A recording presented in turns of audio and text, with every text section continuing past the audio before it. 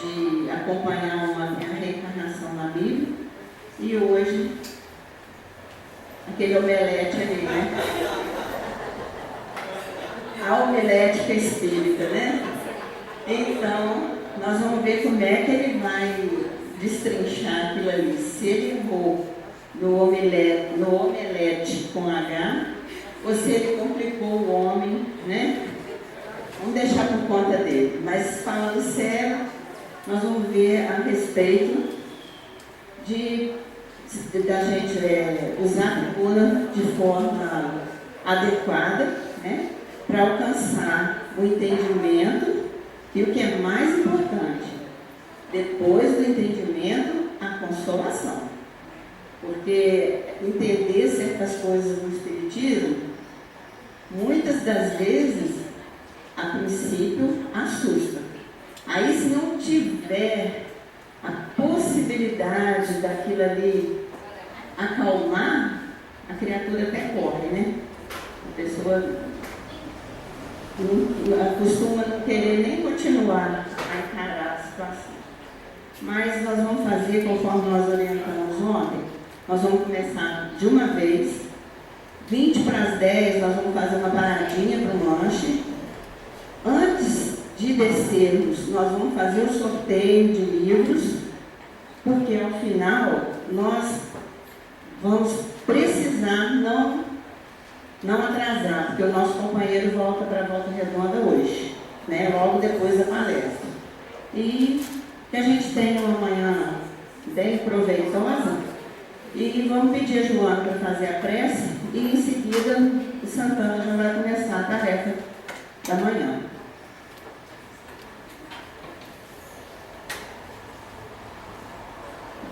Um bom dia a todos, né?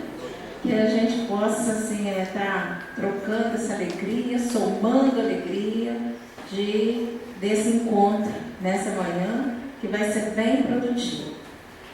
Então vamos, né, já conseguimos chegar acalmar a euforia, né, da chegada, que a gente possa agora cerrar com os nossos olhos, agradecendo ao nosso Criador por esta manhã maravilhosa, aconchegante, que nos deu a oportunidade da busca de novos conhecimentos. Que os mentores amigos, que Jesus, acima de tudo, como nosso companheiro, como nosso mentor, guia espiritual, mestre dos mestres, possa ser o nosso ídolo constante, e que suas vibrações de paz alcance não só aqueles que aqui estão, mas toda a humanidade, e que todos possam absorver o melhor da luz divina nesta manhã.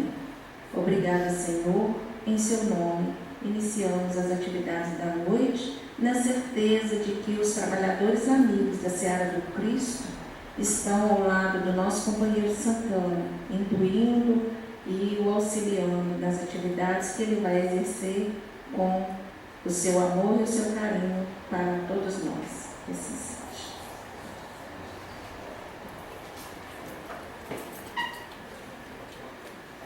Bom dia a todos. Que a paz de Jesus esteja no coração de cada um, e que a vontade de trabalhar para o Cristo não mais nos visite, mas que essa vontade faça eterna morada em nossos corações. Conforme eu expliquei ontem, quem assistiu a palestra, eu sempre inicio as minhas falas usando essa forma. Por quê? Porque dentro do livro de Jó, encontramos no livro de Jó uma midrash, a palavra hebraica para a nossa palavra portuguesa parábola. O livro de Jó é uma história com uma ficção. Isso afirmado pelo próprio povo hebreu. Somos nós espíritas que dissemos, são eles que dizem que o livro de Jó é apenas uma história com E. Mas lá tem um trecho muito bonito, depois de todos os problemas que Jó passa, ele fala uma frase que fica registrada de maneira lindíssima na história. Ele diz assim: eu conhecia o Senhor de ouvir falar, agora eu o conheço em verdade. Ou seja, se você ainda não trabalha para Jesus, meu irmão, você não conhece Jesus, você só ouviu falar.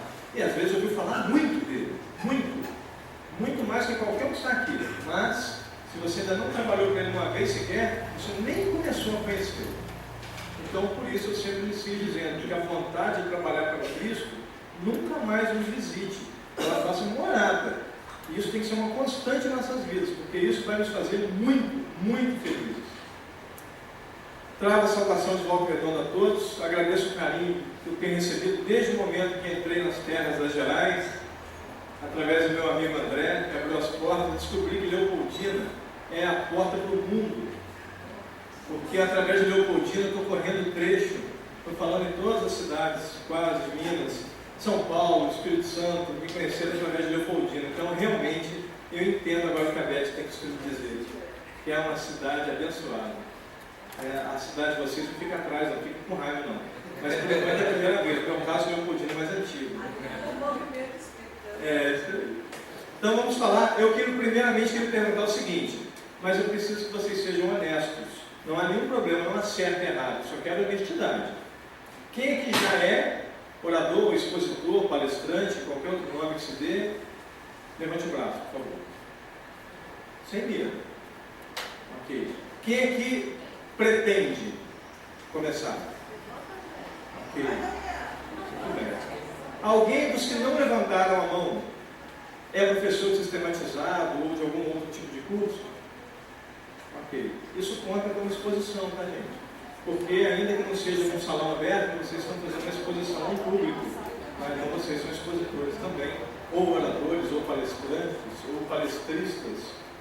O nome, na verdade, hoje se confunde. Santana, ontem na chamada da nossa página do Facebook, nós colocamos que era para os oradores da tribuna, mas não só para eles da tribuna, mas para os oradores da casa, do bairro, do trabalho. Isso aí.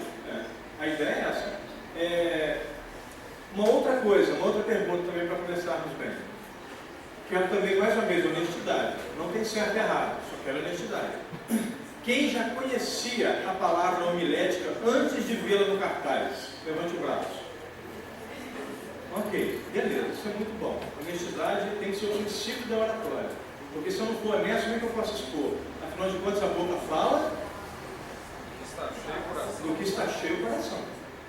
Então tem que ser, falar para o público uma verdade. Eu não posso dizer uma coisa aqui e fazer outra lá. Aí eu perco exatamente todo aquele trabalho.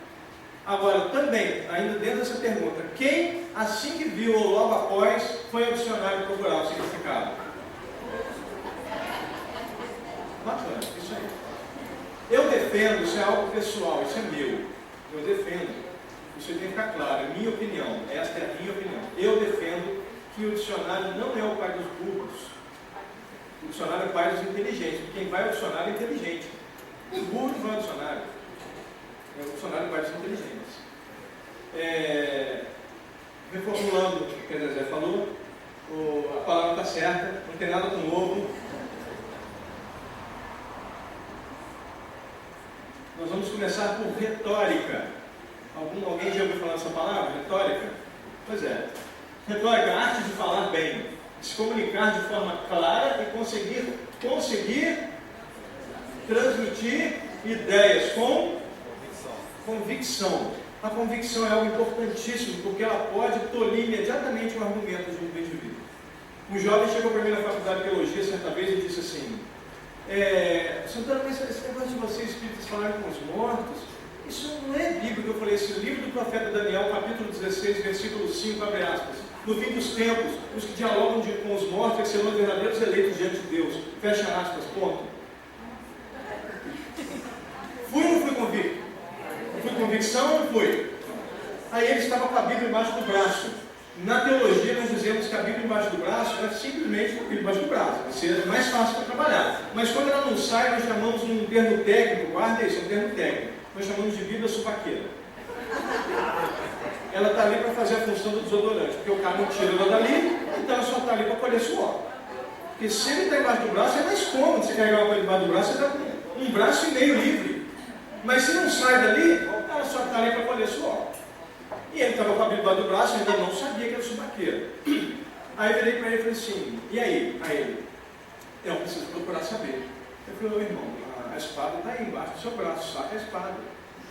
Aí ele falou assim: não, tem que começar com o meu coordenador e não sei o quê. E eu falei: a Bíblia está aí, abre. Não, eu vou começar primeiro. Eu falei: quem é esse? Eu vou lá, eu vou começar primeiro e tal. E então ele foi embora. O problema, meus irmãos, é que o livro do profeta Daniel, na Bíblia católica, só vai até 14, e na Bíblia protestante só vai até 12. Não existe Daniel 16. Nunca existiu. Mas eu falei livro, capítulo, versículo e citei o texto entre aspas. Ele engoliu na hora.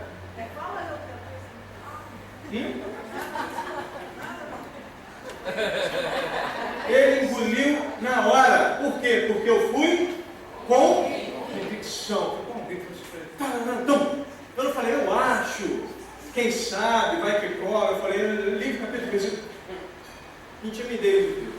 Então a convicção é importante. Você tem, mas para você dizer com convicção, você tem que realmente acreditar naquilo. Isso tem que fazer verdade no seu coração.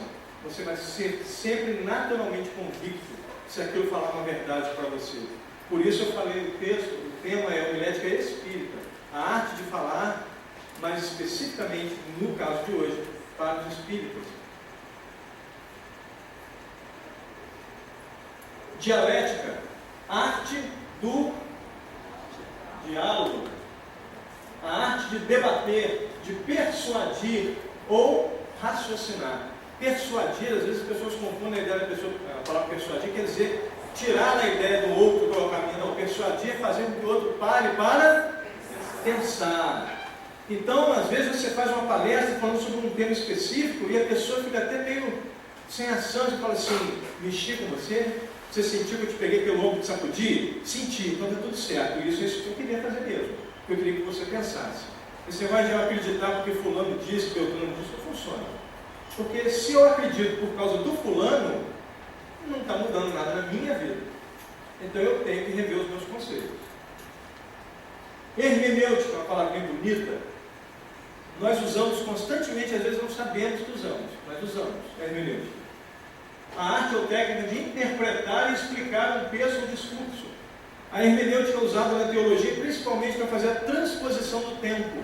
Quando eu entendo o que o autor bíblico, no caso da Bíblia, quis dizer, eu pego aquele ensinamento e jogo nos dias de hoje. Como aquilo naquela época serviria para hoje? Nós vamos pegar, por exemplo, um trecho do Evangelho, quando Kardec fala, e tem gente que já disse assim, mas esse trecho é na época de Kardec, está ultrapassado. Sim, realmente não existem mais duelos. Não é isso? Existem. Diferente daquela época. Existem mais duelos de armas, mas existem duelos de verbos, duelo da palavra. Pessoas que vêm te enfrentar com argumentos, se você não tiver a arma própria, preparada, você não vai ter como defender. E nós temos uma religião, na nossa religião, o cristianismo como um todo, existe uma ciência que faz, chamada apologética, é a ciência da defesa da fé, não ataque.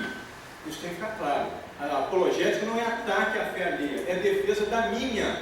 Mas para eu me defender, de acordo com o próprio Sun Tzu na arte da guerra, eu preciso conhecer o meu inimigo, nesse caso, minha contrapartida, que vem debater comigo. Eu preciso conhecer a doutrina dele, para dentro da doutrina dele, conseguir defender a minha.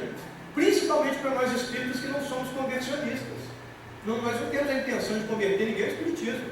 O indivíduo em algum momento vai descobrir que era. Já era espírita e só não sabia. Nós não temos essa intenção, mas nós temos que defender a nossa fé. Para ele ver que eu não acredito, porque eu vi o Ghost e vi o Patrick Swayze sentando no colo da Whoopi Goldberg. Aí o indivíduo acredita que incorporação é aquilo, mas não passa nem perto. Aí eu preciso estudar o mecanismo da mediunidade, ver que é uma conexão mental, que o indivíduo está ali, o médium está sentado, ele se desloca, com o espírito, com o perispírito se desloca, e há uma ligação mental com o comunicante. Não tem nada de um sentar no colo do outro e entrar no corpo do outro. Tem gente que diz ainda que sentiu que o fulano enfiou o braço no braço dele para escrever. Ele pode até sentir isso, porque é uma conexão mental, mas que ninguém enfia nada em coisa em lugar nenhum, não enfia não, tá gente? Comunicação espírita não tem nada disso, mas eu preciso ter esse conhecimento para defender. E às vezes encontramos pessoas que não conhecem nem a sua própria doutrina. Como é que vai defender? Se nós temos que além de conhecer a nossa, também a do outro. Também. Um dos grandes exemplos para mim, quem usa muito bem a hermenêutica nesses tempos é o jovem, maravilhoso Haroldo Dutra. Exatamente. Qual é a ideia? Nós vamos ver a próxima ali. A próxima tem a ver um pouco.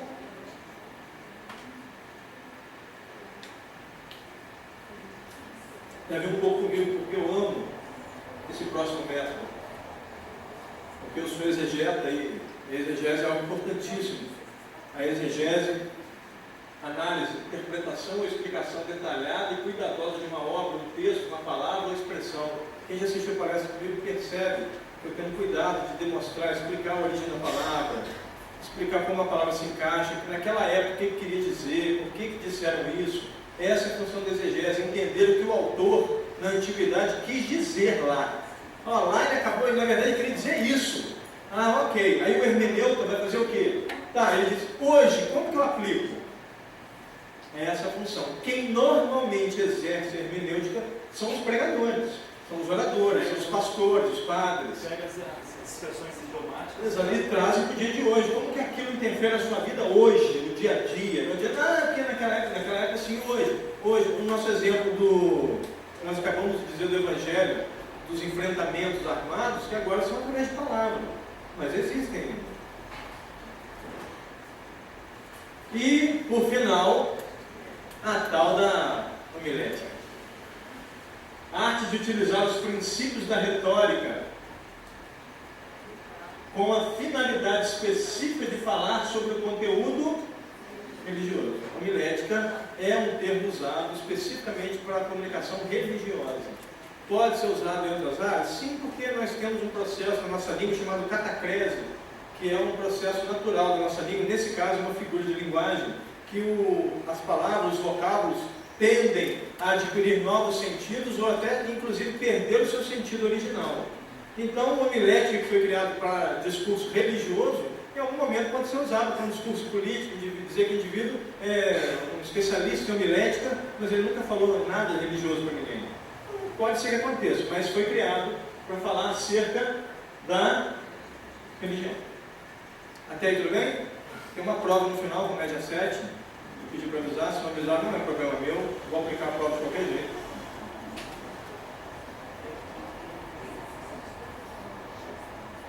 Técnicas da hora de você, quando você vai chamar a atenção do público. Você, por exemplo, tem que buscar fugir de temas óbvios. Às vezes você, nossa, mas fugir, então quer dizer, eu não vou falar de reencarnação, que é um tema óbvio? Vai. Mas você vai colocar algo no título, por exemplo, que chame a atenção da pessoa. Que seja diferente, que ele pense assim, poxa, pode ser diferente o que ele vai dizer. Não é só reencarnação. O cara, de repente, fala de reencarnação na Bíblia. Todo mundo fica aguçado, vamos lá. Aí chega, houve uma palestra sobre reencarnação. O indivíduo vai assistir um seminário de 2h30, um calor formidável de Cataguases. Aí o cara vai falar sobre oratória responsável. Aí o que o cara faz?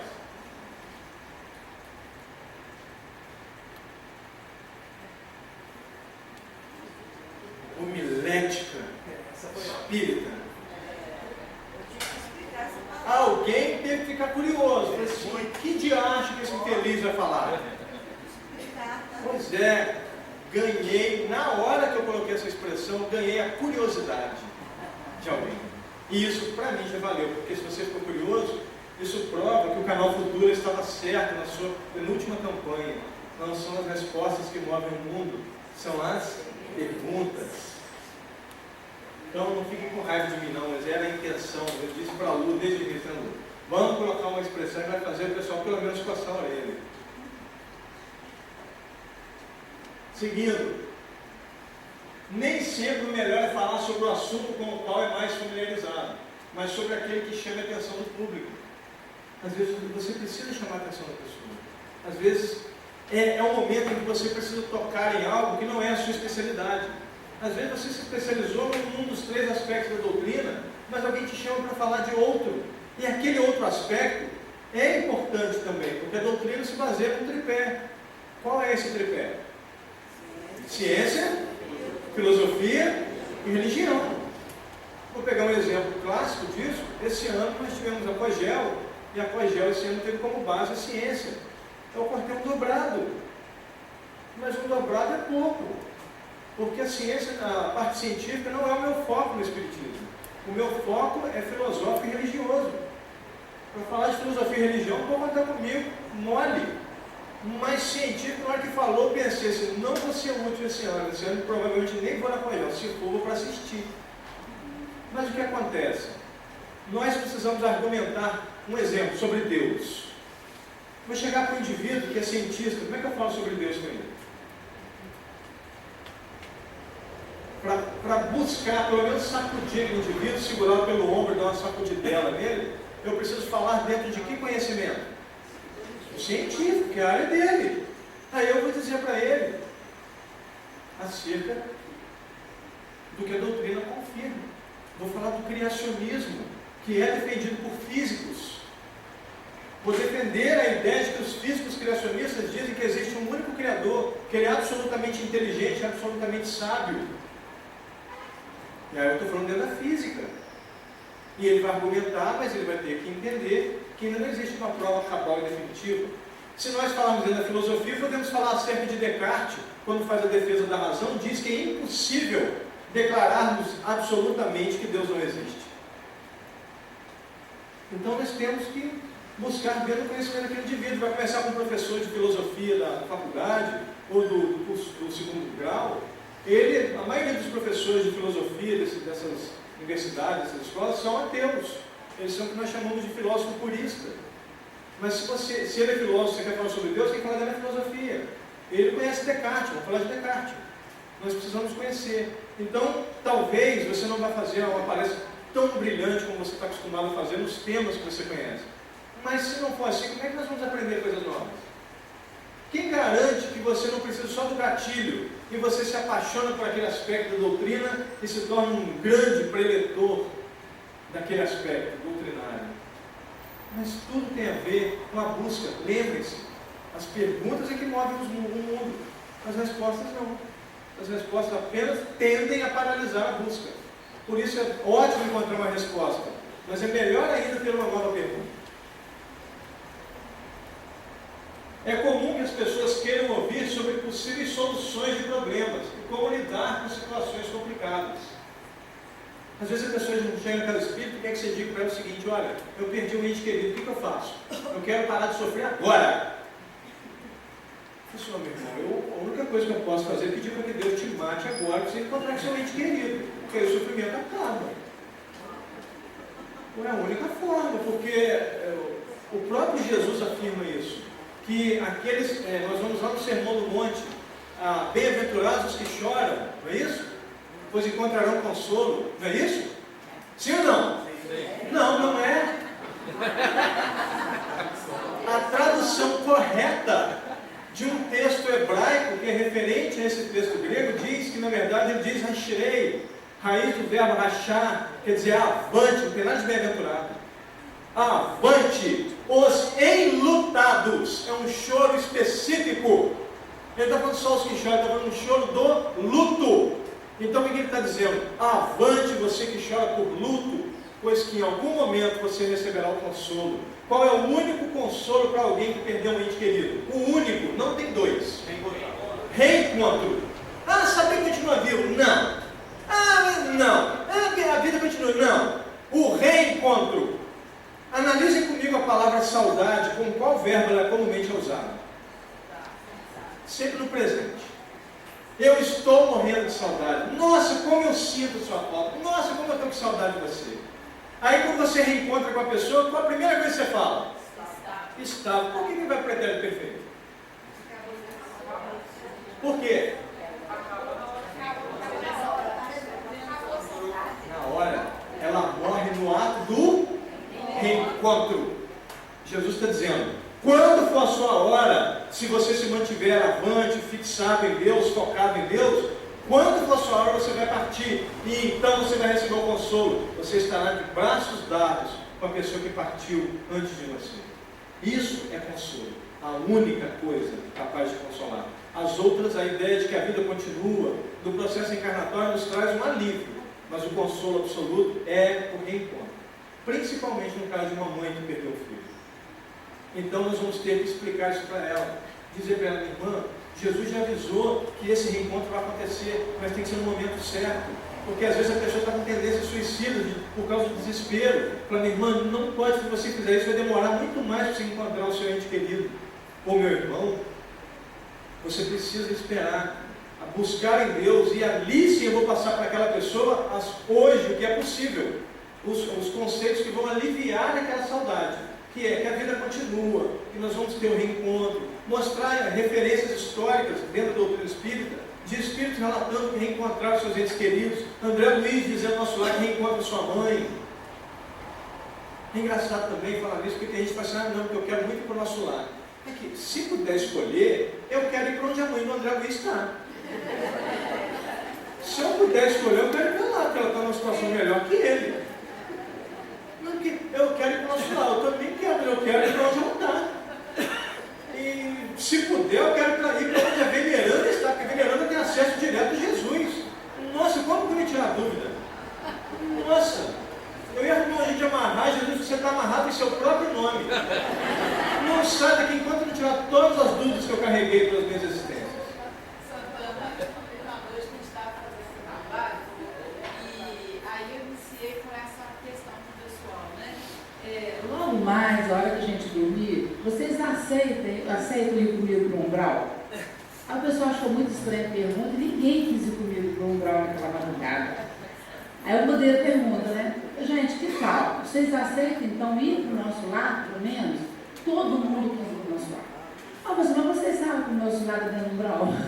Essa é outra coisa. Pois não. Depois, só você voltar na parte da exegese, para você dar aquele exemplo do carneiro. Da ovelha e do bode. Da ovelha e do bode. Tá, beleza. Aquilo é bacana. Tá.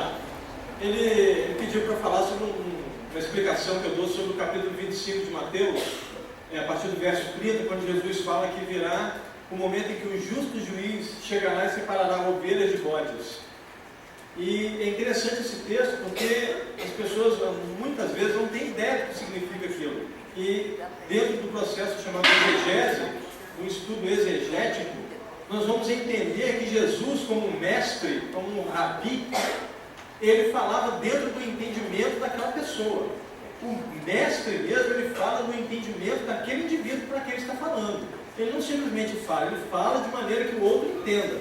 E Jesus, em algum momento, usou joio e trigo.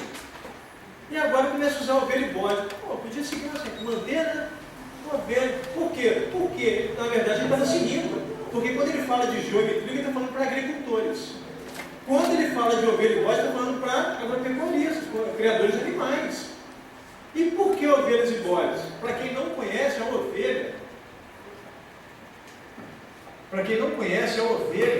é um animal extremamente dócil, um animal de extrema doçura, que é conduzido com facilidade para qualquer lugar. Os cães ou o pastor, quando se aproximam dela, manda ela para um lado, ela vai sem brigar, não rosa, não vai nada, ela é quietinha. Leva para beber água, ela vai, leva para comer, ela vai. De noite, ela dorme tranquila, porque em volta dela fica quem? Quem fica em volta dela? Os cães, protegendo, elas dormem em paz.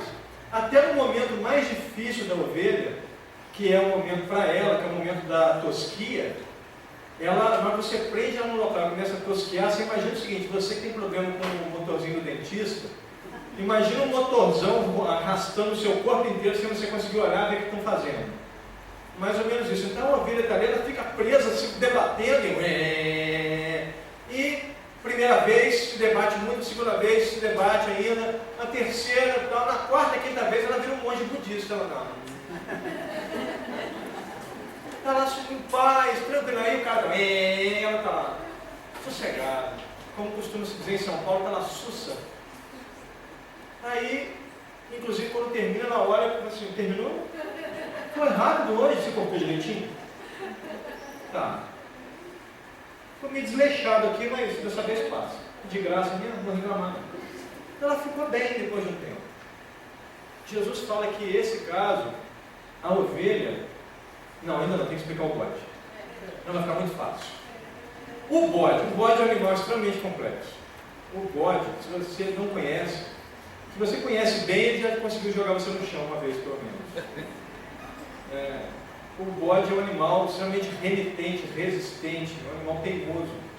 Se você pegar uma bola de futebol e encostar na cabeça de um bode e começa a empurrar, o bode vai envergando, ele vai firmando, ele vai inclinando, e o bode é um dos poucos animais que tem como provar uma das leis de Newton. toda a força, concorre uma força de igual a teor. Ou seja, você não consegue mover o bode um único milímetro do lugar. Você não move o bode um milímetro. Quanto mais você empurra, mais ele resiste. Mais empurra, mais ele resiste. E ele vai se inclinando, daqui a pouco ele está a 45 graus. Mas ele está ali, você não tira ele do lugar. Aí você tira a bola e ele volta ao normal. E o problema é o seguinte: dá uma bobeadinha perto do bode. Dá as costas para ele um único minuto. Ele vai te dar uma cabeçada, você vai comer lama na hora. E se você levantar rápido, vai dar tempo de você ver ele fazendo assim. Na hora ele deve estar pensando assim: bobão, come lama. Me perturbando, vai comer lama, bobo. A ovelha é aquele que ouviu o Evangelho e se deixou dobrar. Se deixou conquistar por Jesus. Ele aceitou a mudança na vida dele, passou a confiar naquilo que Jesus entrega para ele. E mesmo no momento de dificuldade, mesmo quando você entende ou percebe que a sua vida está virando do avesso, você aprende a manter a confiança.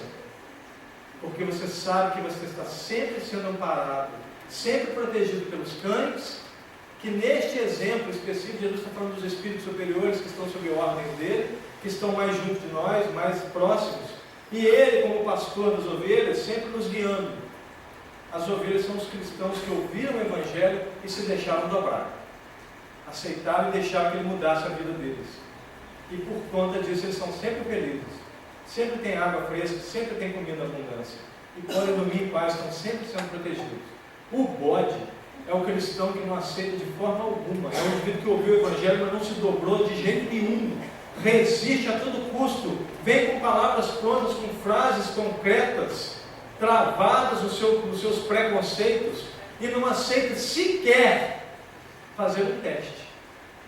Eu vou experimentar essa doutrina, eu vou experimentar esse Evangelho, vamos ver se isso realmente é bom. Não, ele não aceita, ele resiste a todo custo, e quando você pensa em falar um pouco mais com a intenção de ajudar aquele indivíduo, ele se torna agressivo e chega ao ponto de não querer nem mais conversar com você. O bode é esse indivíduo que ouviu o Evangelho, mas não se deixou dobrar. Ouviu, mas não quer que o Evangelho mude. Porque, apesar de todo o seu suplício, ele continua acreditando do jeito que ele acredita. E ele não dá a oportunidade de mudança. Este seria o bode. Isso é o nosso irmão falou da exegese. É em buscar entender o que Jesus quis dizer naquela época. É essa a função. Entendido? Vamos seguir. Então, meus irmãos, continuando aqui, dizer para a pessoa o seguinte: prepará-la para que ela se torne uma pessoa melhor, porque em mudando ela própria, ela vai começar a se libertar dos suplícios, do sofrimento. Muitos de nós vieram, eu não vim nessa existência, não busquei o Espiritismo pelo sofrimento. Eu descobri Espírita por amor, não sofri para isso. Mas muitos vêm pelo sofrimento. Tem uma perda grande na sua família, alguma coisa assim, e procuram, e encontram ali o que a doutrina veio para realmente ser, e isso foi prometido no livro de João por Jesus, que a doutrina seria quem? O Consolador. Essa é a função do Espiritismo. Tudo que o orador, o expositor, vou falar a partir de agora, orador, mas é orador, palestrante, palestrista, não importa o nome que você usa, tudo que nós temos que passar para o indivíduo é esperança, é o consolo, mostrar para ele que tudo tem jeito, que talvez agora eu não consiga entender, não consiga ver a solução, mas ela existe. E se pudermos dar exemplo de pessoas que passaram por aquilo, que seja ótimo, que passemos o exemplo. Nós não podemos dar o exemplo de Santo Agostinho. Agostinho, até seus 30 e poucos anos, era um devasso. Para a época dele, do século V, Agostinho tinha um filho fora do casamento. Isso era uma coisa horrorosa. Você imagina só, se há algumas décadas no Brasil, você era jogado para a margem da sociedade. Imagina o século V. Isso era um horror. E esse filho fora de casamento era uma prostituta. Então pensa bem quem que Agostinho de Hipona era. Quem que era esse tal de Aurélio Agostinos? Aí o cara descobre Jesus, descobre o Evangelho e se descobre também sendo uma ovelha. Acata o Evangelho, deixa o Evangelho começar a dominá-lo em algum momento ele já começa a ser carregado por aquele evangelho, ele passa em frente a uma igreja e ouve uma pregação, e ele diz no seu registro histórico que aquele indivíduo falou de tudo que eu era, mas em nenhum momento eu fui agredido. Olha só, que lindo, o expositor falou dos crimes e não do criminoso. Falou que a bebida é uma das coisas mais ridículas que existem, por exemplo, e isso é eu que estou falando. Naquela época não falava nada disso. Que o cigarro é uma das coisas mais idiotas que existem. Mas eu não estou falando do fumante, nem do indivíduo que bebe. Estou? Não, estou falando do mal, não do que pratica, porque todos nós erramos. Então esse indivíduo, esse pregador, naquele momento estava inspirado, sem dúvida, porque Jesus queria, assim como um dia quis Paulo de Tarso, naquele momento, quem Jesus queria para a sua pregação? Agostinho. Ele falou assim, eu quero aquele cara ali. Na hora que ele estiver passando, eu vou te inspirar, você vai falar com grandeza. E aquele bispo começou a falar, e ele falou de tudo o que eu era, mas em nenhum momento me senti agredido. Olha como o cara conseguiu expressar. Aí Agostinho ficou pensativo. Eu falei, pô, um negócio diferente aí, cara. O cara falou, mexeu comigo, mas ele não me ofendeu, mas eu faço tudo aquilo que ele falou. Mas ele não me agrediu. Então será que tem jeito? E mais tarde o tempo passa e ele se aproximando de casa, ele vê um pedaço de papel jogado no chão e ouve uma criança cantando em latim: tole, lede, tole, lede, tole, lede. Mas a criança cantava, tole, não sei como, porque ele só disse que cantava. A gente imagina coisa de criança, tole, lede, tole, lede. E ele está ouvindo aquele tole, lede, e isso em latim quer dizer toma, lê, pega, lê. E ele pegou e leu. Era um pedaço da carta de Paulo aos Romanos, falando da responsabilidade do novo cristão. Aí ele fala, então, eu tenho que mudar. E ele se tornou, da doutrina espírita, ele é 50% dos espíritos que nós conhecemos por nome, que conseguiram dar um salto evolutivo. Só conhecemos 2. Nominalmente, devem existir outros, mas por nome nós conhecemos 2. Maria de Magdala e Santo Agostinho. Conseguiu ir numa vida além do que se esperava para ele. Então olha só como é possível. Mas nós precisamos ser, nesse momento aqui, o estudo de hoje, nós não temos que ser como Agostinho. Nós buscamos ser como quem nessa história? O bispo.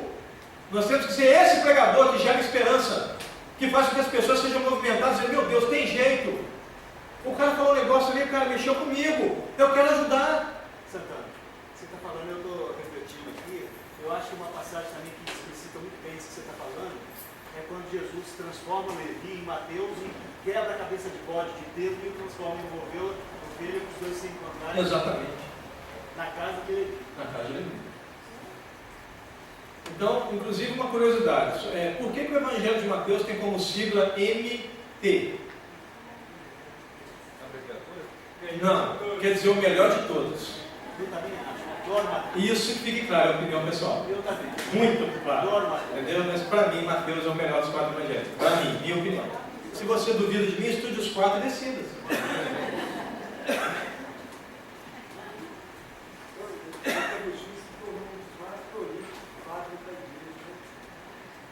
Ou seja, olha a mudança. Olha que mudança radical. Então é possível, é possível. Mas tudo somou para que aquilo acontecesse. E nós vamos buscar a carta aos Romanos de novo para mostrar como é possível uma mudança tão grande na vida de alguém. Carta aos Romanos, capítulo 8, verso 28. Esse texto existe mesmo, tá, gente? Esse existe mesmo. Tá? Esse existe mesmo. Romanos 8, 28. Paulo de Tarso diz assim: todas as coisas cooperam para o bem daquele que ama a Deus. Se você ama a Deus, meu irmão, tudo vai cooperar a seu favor. Se você busca, você vai ter a palavra amiga na hora para aquela pessoa. Você vai ter, vamos dar um exemplo da intuição que o orador tem que usar, fazer o uso da intuição. A intuição é importantíssima. Quando nós montamos uma palestra, nós criamos uma ideia, uma introdução, uma explanação do assunto e uma conclusão. Usamos no meio da explanação as ilustrações, histórias que a gente conta do Chico, do Bezerra, de alguma outra pessoa. Então eu estava fazendo uma palestra em Barra Mansa e já tinha feito essa palestra várias vezes e estava usando, e em princípio, cada hora num lugar você usa uma ilustração diferente. Até porque se tem uma mesma pessoa no local, mas pelo menos uma coisa tinha diferente da palestra. E eu cheguei falando com ele, de repente falei assim, falando sobre esperança, falei assim, qual a esperança que você vai dar para uma mãe que é protestante, que perdeu um filho de 17 anos de idade num acidente automobilístico, num acidente de moto, de carro? Qual a esperança que você vai dar para essa mãe? Porque ela acredita que aquele filho dela não aceitou Jesus como seu Senhor e Salvador, então além de ter morrido, ele está a caminho do inferno. Como você vai avisar para essa mulher? Você tem que fazer isso, meu irmão. Você tem que mostrar para ela que não importa no que ela crê, Deus é absolutamente amor, um amor incondicional e restrito. Esse filho, sem dúvida, vai estar nos braços dela de novo. Você vai se encontrar com seu filho, minha irmã. Não importa que a doutrina que você abraça diga, este é o Deus de verdade, o Deus bendito e soberano. Ele vai, porque aí explica-se, mais uma vez, aquele texto de Jesus lá do Sermão do Monte. Você se mantiver-se firme, Deus vai colocar os seus filhos no seu braço de novo. E aí você vai ver a grandeza do Senhor de todas as coisas e vai ver que a sua forma de acreditar que estava errada. Mas Deus existe e Ele nos ama incondicionalmente. E então continuei a palestra. Foi embora, tranquilo. Mas no final fica aquela coisinha assim, por que eu falei isso? Não é o que eu costumo usar. Aí chega uma senhora perto de mim e falou assim, nossa, você é iluminado mesmo, né? Eu falei, não sou não, mas eu acho tão bonito quando alguém acha. Eu fico tão feliz. Porque só eu sei a treva que eu carrego em mim. Só eu e Deus, mais ninguém. Ela não é assim, porque eu trouxe uma amiga que é a primeira vez que ela vem numa palestra espírita. Ela é protestante e perdeu um filho de 17 anos no acidente de moto.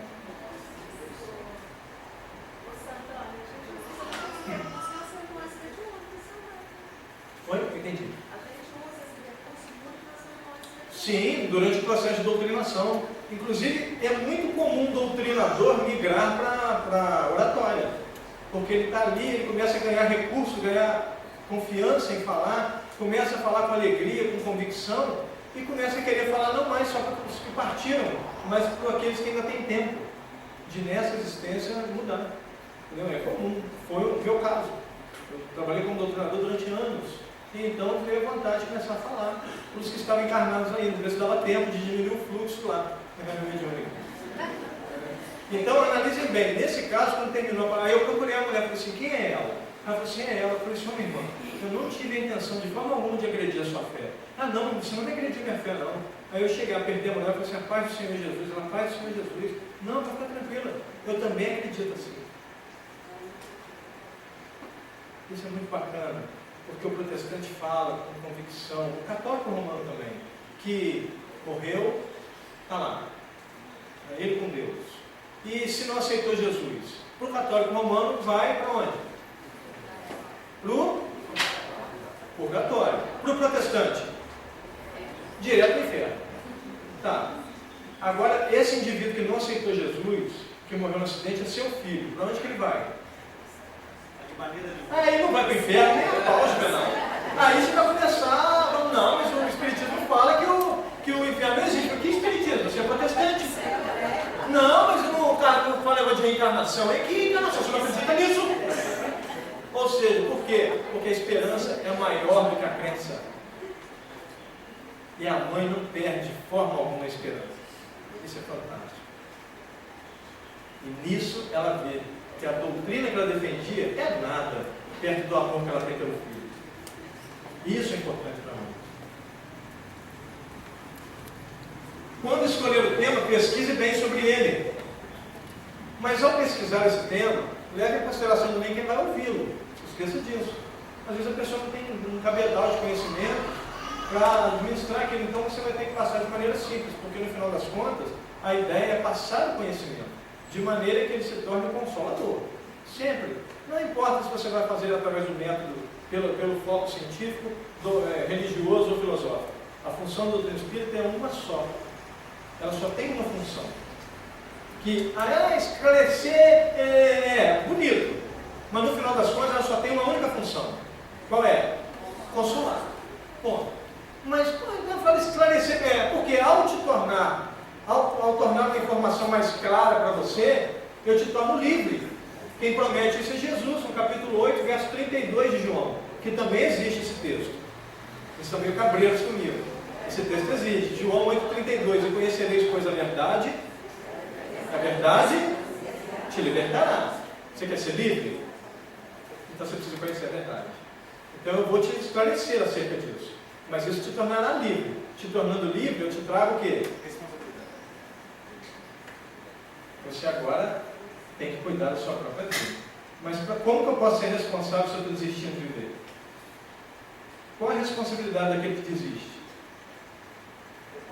Então o indivíduo vai ter que, na verdade, se encher de esperança para ele continuar andando apesar das dificuldades. Aí nós vamos encontrar no mesmo capítulo, 4 versículos à frente, a declaração final. Algo intocável, que o tempo não pode permitir jamais que se mude. Jesus diz assim, João diz assim, falando acerca de Jesus: se fores, pois, libertos pelo Filho, verdadeiramente sereis livres. O que ele quis dizer com isso? Se é o Evangelho de Jesus que te liberta, então você é livre definitivamente. Isso é legal. Porque é isso que nós vamos levar através da ciência, da filosofia, da religião para o indivíduo, o Evangelho de Jesus, que é, acima de tudo, a consolação definitiva. Ok, gente?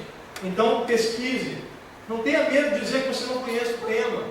A pessoa chama você, olha, isso não é meu foco, eu não conheço. Em princípio, se você tiver outra pessoa engatilhada, passa para outra. Se não tiver jeito, eu vou me virar. Mas é aquilo que eu disse, às vezes você não vai fazer uma palestra brilhante. Nem sempre é melhor falar sobre o assunto como você está mais familiarizado. Mas quem garante que você não vai se apaixonar por aquilo ali? Quem garante também que aquilo ali não foi te recomendado para que você... Na verdade, a garantia existe, que é para isso. É para que você se mude também, que você adquira esse conhecimento. Mas na hora nós temos a tendência de falar assim, essa parte não é a minha, eu tenho dificuldade de falar. Não, dificuldade de falar não tem não, meu irmão. Você não é gago, você não está rouco, você não é mudo, você não tem nenhuma dificuldade para falar. Você talvez tenha dificuldade com relação ao que falar. Por isso é necessário escolher o tema e pesquisar bem. Leia várias vezes. Busque o dicionário. O dicionário é nosso irmão de caminhada. O dicionário é um dos melhores amigos que você vai ter. Porque o que tem de gente reclamando dos livros de Ana de Ângeles, nossa, que é muito complicado, tem um monte de palavras. Resmunga bastante. O tempo está resmungando todo o dicionário, anotando as palavras e riscando. E embaixo das palavras que estão no livro, escrevendo a lápis em cima. O tempo você levou resmungando e eu traduzi para um português mais claro para mim, que não tem um vocabulário tão rico, para conseguir ler o capítulo inteiro. Você ainda está resmungando e não leu o capítulo. Leia. Vá marcando as palavras que você não entende. Depois vai no dicionário e fala, é isso. Às vezes você vai falar, não, é mesmo, eu tinha esquecido dessa palavra. Essa eu lembrava. A outra você fala assim, nunca vi isso na minha vida. Isso é de comer, é um omelete. E você então vai escrevendo a lápis em cima. E depois você lê o capítulo tranquilamente. Mas duas coisas acontecem nesse processo. Quais são? Não, você faz isso. Você vai lá, busca, anota e lê então o capítulo inteiro. Duas coisas acontecem aí. Você alarga maravilhosamente o seu vocabulário e entende o capítulo que o autor quis nos passar. Você aprende aquele conhecimento e você ainda ganha vocabulário. Então, mas o que acontece? Às vezes, por causa de uma palavra, uma informação se perde. Aí as pessoas têm maneira de dizer assim, igual algumas pessoas que não têm grande conhecimento da língua inglesa, dizem, eu leio 3 palavras, pulo 1, leio mais 4 e entendo o que está escrito. Isso é relativo. Às vezes dá certo, né? Como costumava se dizer antigamente, às vezes falha. Né? Às vezes falha. Organize-se. Um tema bom não é tudo. É preciso falar sobre ele com credibilidade, de modo que encante as pessoas. Meus irmãos, isso são técnicas. Algumas pessoas nascem com o dom, mas eu conheço pessoas que aprenderam utilizando as técnicas passaram a fazer parte da vida dele, e aquele indivíduo hoje faz uma pregação numa igreja protestante, que é o caso desse exemplo, que encanta as pessoas, mas ele primeiro aprendeu as técnicas. Ele foi usando as técnicas, antes de falar alguma coisa, ele lembrava da técnica para falar. Chegou uma hora que aquilo fez parte da vida dele. E agora, com naturalidade, ele fala. Um dia ele virou para mim e falou assim, cara, bem que você falou que em algum momento ia ficar natural. Eu falei, pois é, fica. Porque você está tão acostumado a usar aquelas técnicas e você começa já a usar sem saber que está usando, sem se lembrar. Algumas pessoas nascem com o dom de falar. Paulo de Tarso fala que existe esse dom. Ontem teve uma menina aqui, sentada acho que na segunda ou terceira fileira, que falou sobre isso. A Dayana falou, algumas pessoas nascem, ela está certa. Paulo de Tarso diz acerca dos dons. Um dos dons que Paulo fala é o dom de mestre, que é o dom de saber explicar-se, de saber explanar sobre o assunto. E eu até comentei com ela que existem pessoas que são profissionais exímios naquilo que faz, mas não sabem explicar de jeito nenhum. Ele sabe fazer com maestria, mas ele não sabe explicar um único passo sequer daquilo que ele faz. Às vezes tem que ter uma sensibilidade. Exatamente. Esse é o ponto. Se nós usarmos também só a técnica, vai ficar uma coisa robotizada. Então nós precisamos, acima de tudo, encantar, porque quando a pessoa está encantada, ela está atenta a você consegue passar a informação flui, porque a pessoa abriu o canal de recepção, ela está disposta a receber o seu conhecimento. Uma vez eu cheguei numa palestra, existem lugares, isso vai acontecer, meus irmãos, que você tem que falar um pouco sobre você no início, falar quem você é, qual a profissão que você exerce, para que haja um pouco de credibilidade naquele assunto. Você vai falar sobre a doutrina espírita e alguma coisa da área jurídica. Aí é legal você falar, eu sou juiz de direito há tantos anos, o que e tal, porque aí o cara fala assim, opa, quem vai falar de coisas de lei é um juiz. Eu vou prestar atenção, porque o cara deve saber o que está falando. Tem gente que não leva isso em conta, tem pessoas que estão no clube, não, eu vim para ouvir, porque o tema é interessante, mas tem gente que fala aquilo, assim, opa. Eu já percebi isso. Uma vez eu cheguei a fazer uma palestra no local e tinha umas pessoas dispersas, assim, não estavam prestando muita atenção, não te entende, às vezes não é o assunto que a pessoa achou que seria, tal. Aí eu cheguei, comecei a falar, e em algum momento eu falei assim, gente, eu gostaria de primeiramente pedir perdão, já no decorrer da fala, eu esqueci de me apresentar para vocês, me perdoem. Aí eu falei, meu nome é Santana, eu sou teólogo por formação, sou professor de línguas bíblicas, hebraico, grego e aramaico, sou professor também de religiões comparadas. Esse é o meu foco, mas eu estou aqui como irmão espírita, convicto de fé pública. Me perdoe por não ter passado essa informação e seguir. As pessoas ficaram vidradas em mim. Eu achei que eu estava passando